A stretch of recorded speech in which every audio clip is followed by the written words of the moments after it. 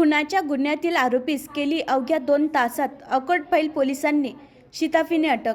हकीकत अशा प्रकारे आहे की आज दिनांक 4 मार्च 2026 रोजी श्रीमती भारती हिरालाल धमेरिया यांनी पोलीस स्टेशनला जबानी रिपोर्ट दिला की त्यांचे घराच्या बाजूला आरोपी ऋतिक अनिल बिहुने व त्याचा चुलत भाऊ मृतक विनीत विजय बहुने हा राहत असून आरोपी हा दारू पिण्याच्या सवयीचा आहे। तो नेहमी दारू पिऊन विनीत्याला त्याच्या नावावर असलेले घर त्याच्या स्वतःच्या नावावर करण्याकरिता धमक्या देत राहतो। आज सायंकाळी 6 वाजेच्या दरम्यान फिर्यादी ही लहान मुलांसोबत होळी सणानिमित्त रंग लावणी खेळत असताना आरोपी नामे ऋतिक अनिल बिहुने हा त्या ठिकाणी दारू पिऊन आला व त्याने म्हटले की माझ्या मोबाईलमधून त्याचा फोटो काढ असे म्हणून वाद केला आणि अंगावर धावून आला। फिर्यादी ही पोलीस स्टेशनला रिपोर्ट देण्याकरिता आली होती। सायंकाळी 7 वाजता दरम्यान माझे मोबाईल फोनवर माझी मुलीचा फोन आला व तिने फोनवर मला सांगितले की मम्मी ऋतिकने विनीत से झगड़ा किया और उसको चाकू से मारा है असे सांगितलेवरून मी घरी जाऊन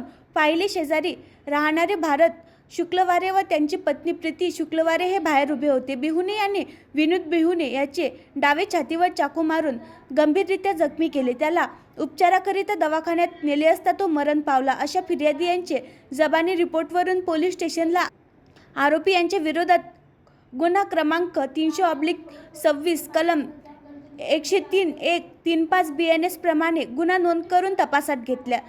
सदर गुन्हा केल्यानंतर आरोपी हा घटनास्थळावरून लागलीच पडून गेला। त्यावरून माननीय पोलीस अधीक्षक अर्चित चांडक यांची वेळोवेळी मार्गदर्शन प्राप्त करून दिलेल्या सूचनांचे तंतोतंत पालन करून तांत्रिक आणि बौद्धिक कौशल्याचा वापर करून पोलीस निरीक्षक शेख रहीम यांनी पोलीस स्टेशनचे प्रकटीकरणाचे ASI अनिस पठाण, पोलीस हवालदार संतोष चिंचोळकर, योगेश काटकर, पोलीस कॉन्स्टेबल लीलाधर खंडारे, गिरीश तिडके यासह पथक तयार करून आरोपीचा कसोशीने शोध घेऊन आरोपींना अटक करण्याकरिता रवाना केले।